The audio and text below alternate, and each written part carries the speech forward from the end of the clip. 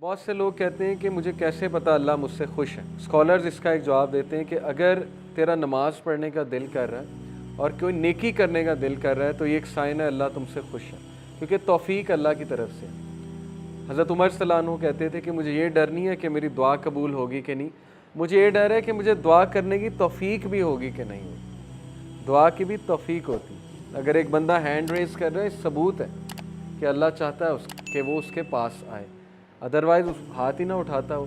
جس سے اللہ ناراض ہوتا ہے اس سے ہاتھ نہیں اٹھائے جاتے، اس سے پھر دعا بھی نہیں کی جاتی۔ تو اس لیے اگر آپ کبھی دعا میں ہاتھ ریز کر رہے ہیں، اس کا مطلب اللہ تعالیٰ چاہتا ہے۔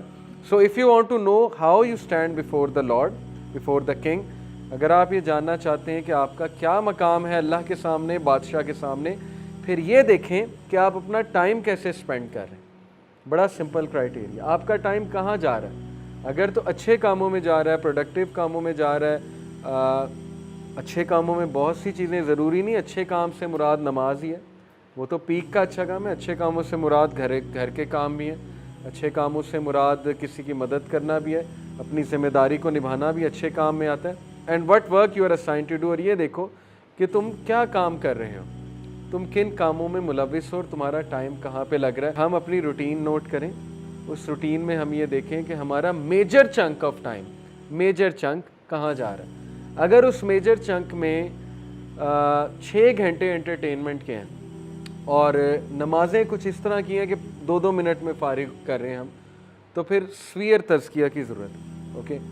اور اگر اس میجر چنک میں جو ہے وہ زیادہ اچھے کام ہیں تو پھر یہ خوشخبری کی بات ہے، بہت اچھی بات ہے۔ تو اپنے ڈے کا محاسبہ کریں، انالیسس کریں، اس کی منتھلی رپورٹ بھی بنائیں۔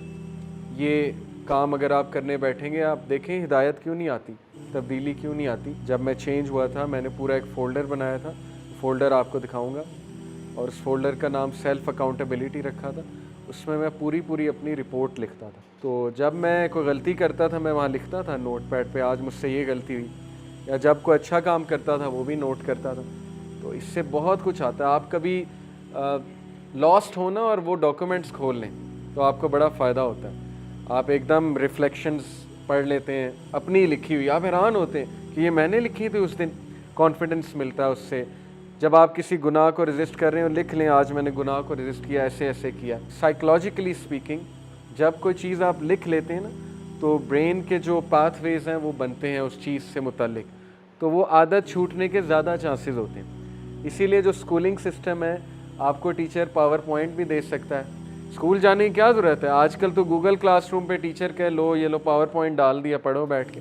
لیکن وہ کیوں بورڈ پہ لکھواتا ہے؟ آپ کہتے ہیں یار یہ ساری باتیں پتہ ہے، کیوں بورڈ پہ ہمیں لکھوا رہا ہے ساری باتیں؟ کیونکہ اس کے پیچھے سائیکالوجی ہے کہ آپ جب لکھو گے آپ کو چیز یاد رہے گی اور زیادہ چانس ہے کہ آپ وہ چیز ریپیٹ کرو۔ تو اپنا ایک فولڈر بنا کے نا انالیسس کریں اپنی شخصیت کا، اپنے روٹین کا، اپنے ٹائم چنکس کا انشاءاللہ تعالی، اور اس کے بعد ایکشن پلان بنائیں کہ میرے روٹین میں مجھے یہ ٹرینڈ نظر آ رہا ہے کہ میں رات کے اس ٹائم بہت ضائع کرتا ہوں اور یہ چیز میرے ایمان کو خراب کر رہی ہے، تو بس اس کو ریپلیس کرنا شروع کریں، عادت بن جائے گی انشاءاللہ۔ آہستہ آہستہ کریں گے۔ Replace this thing with book reading. رات کو یقین کریں کوئی ناول پڑھ لیں، اگر اسلامی بکس نہیں پڑھنی ناولز پڑھ لیں، قیامت کے سائنس پہ بک پڑھ لیں، کوئی سلف کے کوٹس کے اوپر بک پڑھ لیں۔ دارالاسلام کبھی جائیں، اتنی بہترین کتابیں آج کل آ گئیں، ان کو بک ریڈنگ سے انشاءاللہ آپ لوگ آہستہ آہستہ اپنی ہیبٹس کو ریپلیس کریں، اس طرح تبدیلی آئے گی۔ ادروائز صرف ایک لیکچر پہ آنے سے چینج نہیں آئے گی، کیونکہ یہ ہم سن کے چلے جاتے ہیں۔ تو تبدیلی لانے والے انشاءاللہ آپ ہیں، اور اللہ سبحانہ و تعالیٰ آپ کے ایکشنز دیکھ کے آپ کو ہدایت میں انکریز کریں۔